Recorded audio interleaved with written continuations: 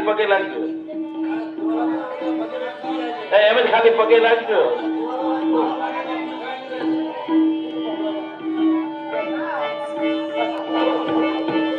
મુઈજો સદગુરુ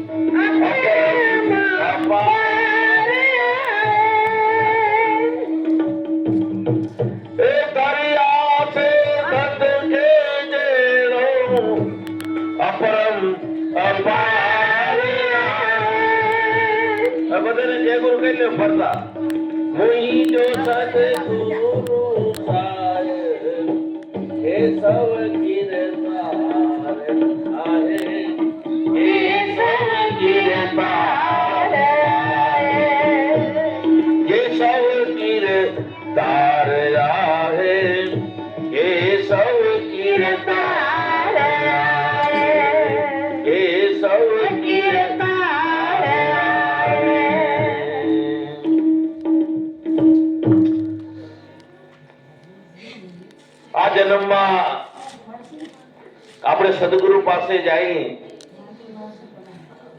શેના માટે? તો કે જ્ઞાન મેળવવા માટે. શેનું જ્ઞાન? તો કે આત્માનું. એ આત્મા કોણ છો? તો કે તમે. હા, હવે જરાક વાતો ન કરજો છોકરાઓ, બેટા વાતો ન કરો. તમે આત્મા છો એ આપણે ખબર છે, પણ કેવી રીતે? એ સદગુરુ પાસે ભેદ પડ્યો છે અને એ ભાવ આ મનુષ્ય જન્મનો લાભ છે. તો આપણો મનુષ્ય જન્મનો હેતુ છે આત્માને ઓળખવાનો. અને જેને જેને આત્માને ઓળખ્યો છે, ઓળખો એટલે સદગુરુ ઓળખાણ કરાવે, એ પર ઓળખાણ, અને એને પાછું નક્કી કરવું, એ ઓળખાણ. ઓમાં આપણે ઓળખી ઘણી રીતે છીએ, પણ ઘણી વાર આપણે નક્કી ન કરી શકીએ. તો સદગુરુનું નામ નક્કી કરવું એ ઓળખાણ છે મોટા મોટી. એ કેવી રીતે નક્કી કરવું? તો સંત મહાપુરુષો એની રીત બતાવે કે જેમ જરાક આનો આનો આનો આનો થોડો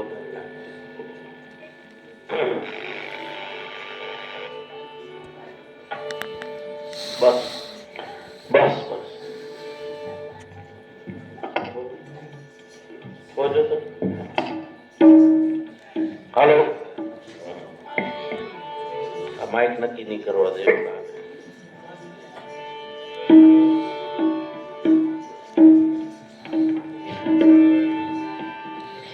તો આ શું કામ નક્કી નથી થતું? કે આપણા મનને તો કદાચ ગાલો નક્કી થઈ જાય, પણ બુદ્ધિ નક્કી કરવા દેતી નથી. એટલે જો જ્ઞાન બુદ્ધિને થઈ જાય, કારણ કે મન તો ચંચળ છે, મનને સ્થિર કરવા માટે ભજન છે, પણ ભજન કરતા કરતા કરતા ખાલી ભજન પૂરતું નથી. જો બુદ્ધિ નક્કી કરી લે તો પૂરેપૂરો આત્માનો ભાવ મળે છે, અને એ નક્કી કરવા માટે સદગુરુ પાસે જવું પડે. ચલો મેરે ગુરુજીની પાસ, એ જ્ઞાન બુદ્ધિ લાવીએ, लीजिए साहेब जी को नाम, अभय पद पानिए।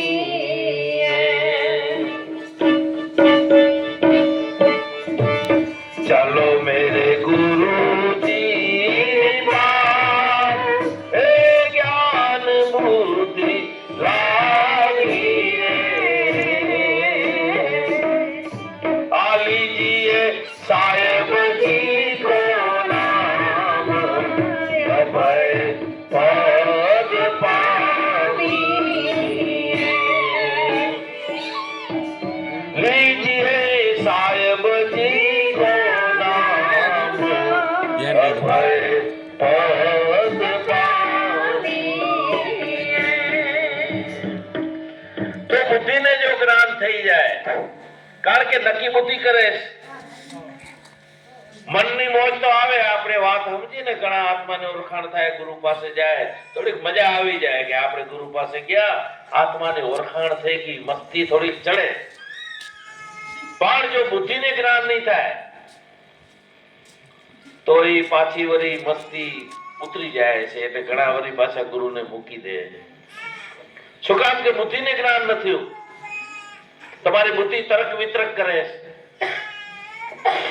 તો જો બુદ્ધિને જ્ઞાન થઈ જશે તો મન સ્થિર થઈ જશે. એટલે બુદ્ધિ છે એ ભક્તિ છે, મન છે એ જ્ઞાન છે.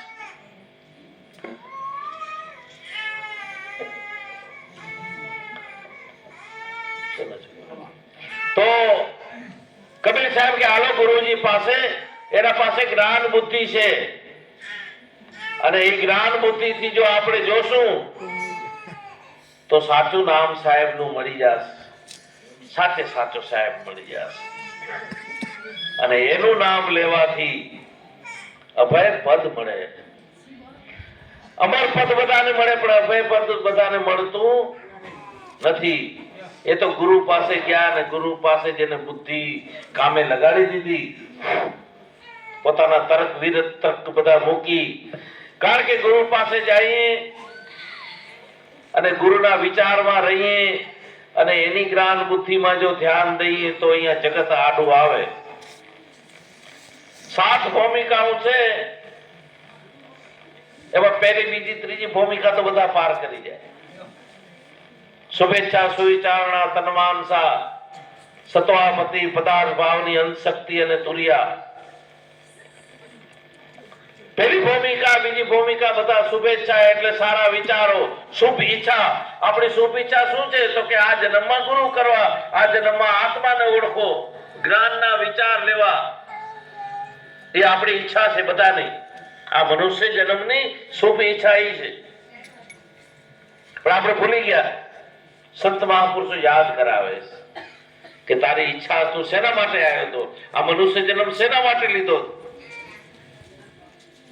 તો શુભેચ્છા એ ભૂમિકામાં જે ધ્યાન દીધું એટલે ગુરુ પાસે ગયા. સુવિચારણા એટલે ગુરુના વિચાર લીધા. વિચાર લઈને તન્માનસા એટલે વિચાર ઉપર એને ધ્યાન દીધું.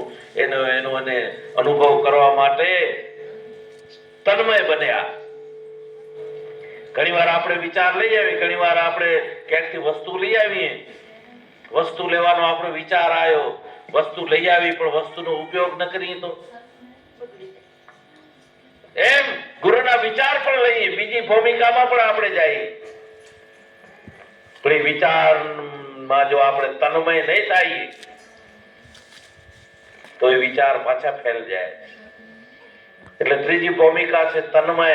એમાં થોડોક ભય પડ્યો છે જગતનો, કારણ કે ગુરુ ભેગે ફરવું, ગુરુ ભેગે સત્સંગ કરવા, સંત ભેગે ફરવું, કે જે સંત ભેગે ફર્યા એની નિંદ્યા થઈ એટલે ઘણા અહીંયાથી પાછા હટી ગયા.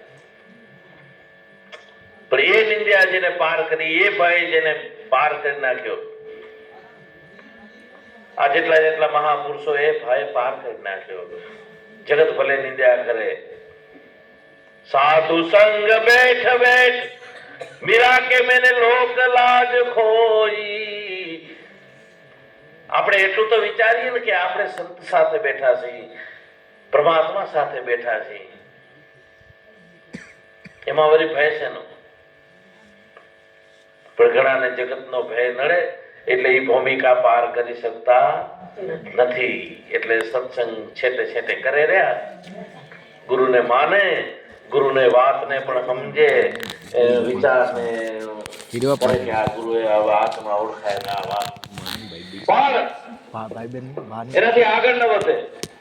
આ ભૂમિકા જે પાર કરી જાય તન્માન સા, તો એને અનુભવ થાય છે ગુરુનો સત્વાપતિ. આ ભૂમિકા જેને જેને પાર કરી એને ગુરુનો અનુભવ થયો. સાહેબે આ ભૂમિકા પાર કરી તો કેશવ ભગવાનનો એને અનુભવ જોવા મળ્યો. તું ही है भव दुख भंजन हार, हिम्मत तूने दिया हजारों को. ઓહો, આટલી તારી વિશાળતા